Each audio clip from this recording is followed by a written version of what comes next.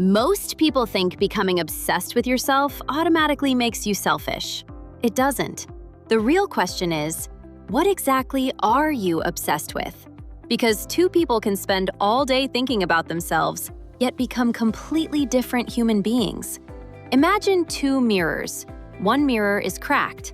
The other is crystal clear.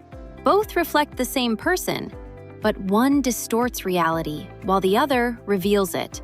That's the difference. A narcissist doesn't actually see themselves. They see a fantasy. They become obsessed with protecting an image. The smartest person in the room, the prettiest, the victim, the successful one, the misunderstood one. Anything that threatens that image feels like an attack. So when someone gives feedback, they don't become curious, they become defensive. Not because they're strong, but because their identity is fragile. Psychology calls this an ego defense. When reality feels uncomfortable, the mind protects itself by denying it. It's like putting expensive wallpaper over a wall that's slowly cracking. Looks beautiful until the whole thing starts falling apart. Now imagine someone who's equally focused on themselves, but in a completely different way. Instead of asking, "How do I look?" they ask, "Why did I react like that?" Instead of wondering, "Do people like me?" they wonder, "Do I like the version of me that showed up today?" Notice how the attention is still on themselves, but the direction has changed. One protects the ego, the other studies it. That's self-awareness. Here's something fascinating. Your brain naturally wants to protect your identity, even if that identity is limiting you. If you've always believed, "I'm just an anxious person," your brain will quietly collect evidence that proves it. If you've always believed, "I'm bad at speaking," it notices every awkward sentence and conveniently ignores the times you communicated well. Psychologists call this confirmation bias. The brain isn't always searching for truth. Sometimes it's just searching for consistency, which means, without awareness, you can accidentally become loyal to a version of yourself that no longer deserves your loyalty. Think about that. Imagine carrying around a map of a city you left years ago, then wondering why you keep getting lost. The map isn't evil, it's just outdated.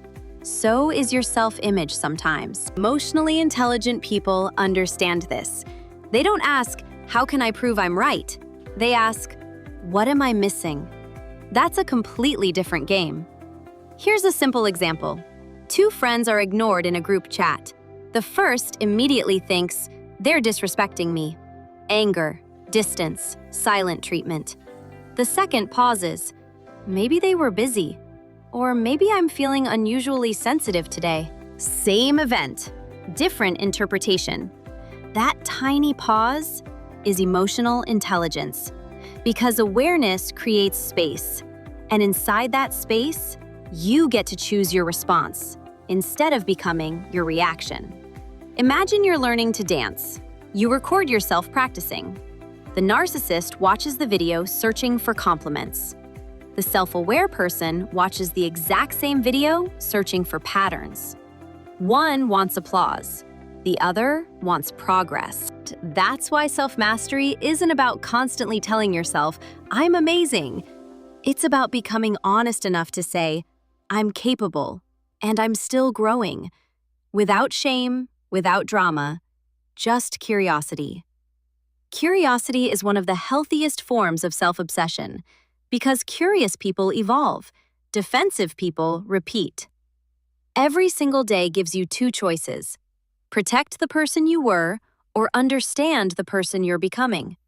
One keeps your ego comfortable, the other changes your life. So yes, be obsessed with yourself. Notice your thoughts, study your emotions, question your patterns, celebrate your growth, laugh at your contradictions. Become the most interesting person you'll ever spend time with. Just don't become so attached to your reflection that you stop seeing the truth staring back at you. Because self-obsession without awareness builds a prison made of ego.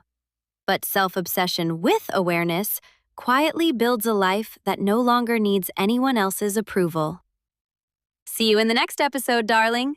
Take care of yourself because you are a luxury.